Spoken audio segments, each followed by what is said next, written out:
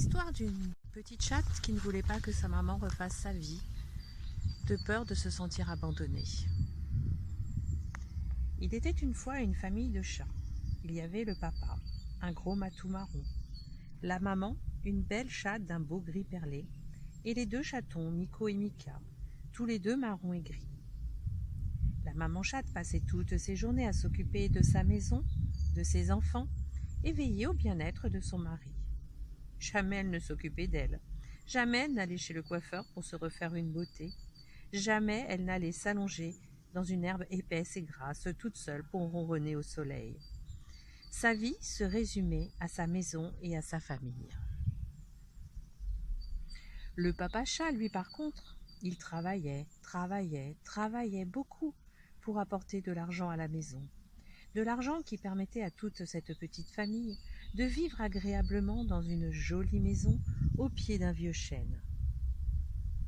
Il aimait qu'à son retour, tout soit comme il le voulait. C'était lui le chef de la famille. C'était lui qui commandait. Et pour ce qui était commandé, il était champion. Fais-moi ci, fais-moi ça, je veux ci, je veux ça. Quant aux enfants, Miko adorait ses parents et du moment qu'on le laissait faire ce qu'il voulait, il ne demandait rien à personne. Mika, elle adorait sa maman, elle ne la quittait jamais. Elle avait tout le temps besoin d'elle pour faire sa toilette, pour attraper une souris, pour aller se promener au bord de la rivière et même pour jouer avec sa jolie balle bleue. On ne les voyait jamais l'une sans l'autre.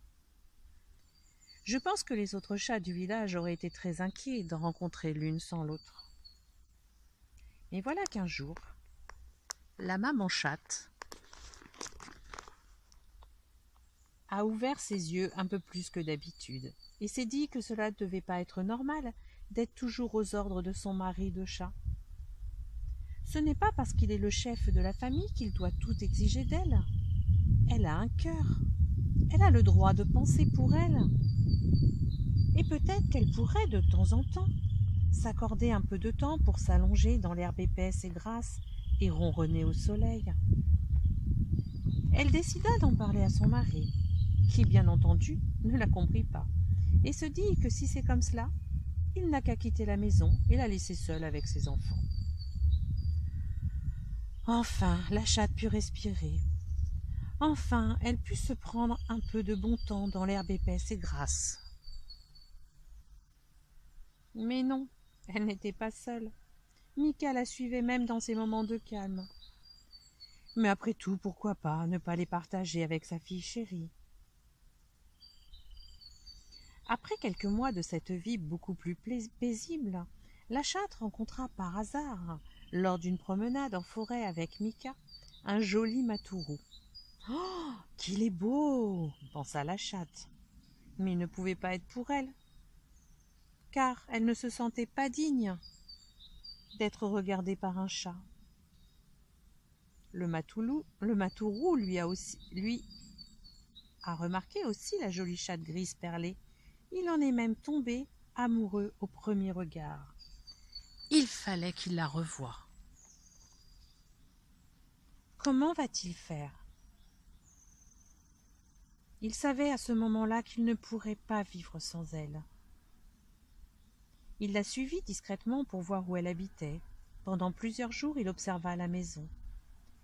Peut-être était-elle mariée, mais il ne voyait aucun mâle entrer dans la maison à part Miko, qui était beaucoup trop jeune pour être son mari. Le matourou attendit que les enfants soient à l'école et suivit la chatte au moment où elle partait faire ses courses. Il attendit un bon moment pour l'aborder et lui proposa d'aller boire une tasse de lait au café à chat juste à côté. Elle le reconnut et accepta de suite. C'est ainsi que commença une belle histoire d'amour entre une jolie chatte grise perlée et un joli matourou. Cette belle histoire pourrait se terminer comme la plupart des contes, ils vécurent heureux et eurent beaucoup d'enfants. Mais non, car il ne fallait pas oublier Miko et Mika. Miko, lorsqu'il apprit la relation de sa mère avec un gentil matou, fut rempli de joie, car le bonheur de sa mère lui suffisait pour être heureux. Par contre, ce ne fut pas le cas de Mika. Elle, qui partageait tout avec sa maman, se sentit négligée, rejetée, plus digne de l'amour de celle-ci, puisqu'elle aimait quelqu'un d'autre. Mika ne comprenait pas que l'amour de sa mère n'est pas le même pour ses enfants et pour le chat de sa vie. Mika ne voulait pas entendre sa maman lorsqu'elle lui disait qu'elle l'aimait et qu'elle l'aimerait toujours. Elle ne voulait pas entendre qu'elle n'était plus un chaton et qu'elle devait, comme son frère, prendre sa vie en main, en pattes. Elle ne voulait pas entendre que sa mère était heureuse et qu'à travers ce bonheur, elle aurait plus de moments de joie à partager avec sa fille. Mika fit tout pour décourager sa mère de rester avec ce matourou.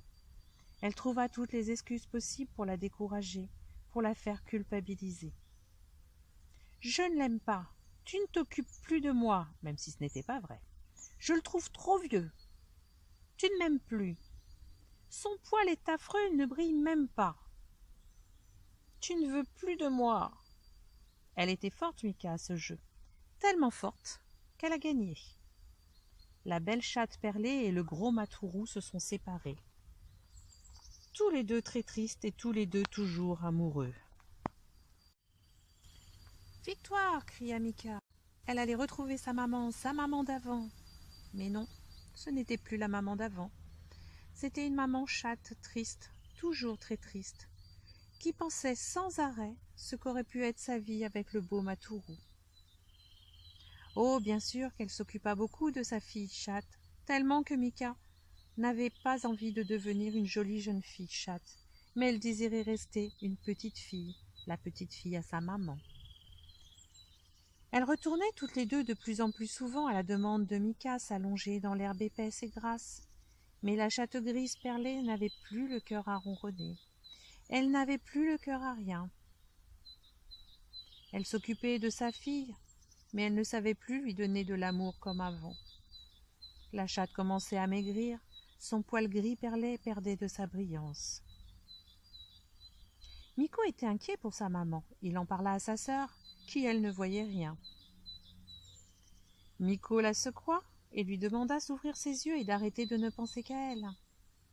Leur mère allait peut-être tomber malade s'il ne faisait pas quelque chose rapidement. Mika fondit en larmes. Elle ne voulait pas perdre sa maman. Miko, qui deviendrait sûrement un grand chat sage plus tard, lui expliqua que si sa maman pouvait retrouver le bonheur avec un chat, le bonheur entrerait dans la maison et tout le monde serait rempli de joie. Mika était encore un peu jeune et un peu obstinée, ne comprit pas tout, mais accepta de faire confiance à son frère. De toute façon, elle savait comment empêcher sa mère de revoir le matou si cela ne lui convenait pas. Elle l'avait déjà fait. Miko proposa à sa sœur de faire une surprise à leur mère. D'abord, il faut l'éloigner de la maison. Ils l'envoyèrent chez le coiffeur. Elle y alla seulement pour ne pas décevoir ses enfants. Et pendant ce temps, les deux matous, qui n'en étaient plus, firent le ménage et préparèrent une table de fête pour seulement 2 couverts. Miko appela le gros matourou et lui expliqua la situation. Celui-ci étant toujours désespéré par cette séparation, accepta de suite. Miko et Mika attendaient leur maman sur le bas de la porte lorsque celle-ci rentra de chez le coiffeur. Ils lui firent plein de compliments sur sa beauté, mais ceux-ci ne la touchaient pas. Mika ouvrit la porte et Miko lui demanda de rentrer la première. La chatte n'en revenait pas. Mais qu'est-ce que ça voulait dire? Mika se mit à pleurer et s'excusa auprès de sa maman pour tout le mal qu'elle avait pu lui faire. Mais elle ne l'avait pas fait exprès. Ça, la chatte le savait bien. Je ne raconterai pas là ce qui s'est passé ensuite. Ce que je peux dire aujourd'hui, c'est que la chatte grise perlée et le matourou vivent heureux sous le vieux chêne. Miko a rencontré une jolie chatte noire et blanche nommée Lily. Ils vont bientôt se marier et à leur tour avoir des enfants. Quant à Mika, elle a compris ce qu'est le bonheur et qu'une maman heureuse, c'est la meilleure des mamans. Si toi un jour tu passes près du vieux chêne, tu pourras aussi sentir le bonheur le bonheur d'un foyer heureux et uni. Et dans l'herbe épaisse et grasse derrière la maison, tu pourras, si tu ne fais pas de bruit, apercevoir la chatte grise perlée et le matou roux allongé, ronronnant face au soleil.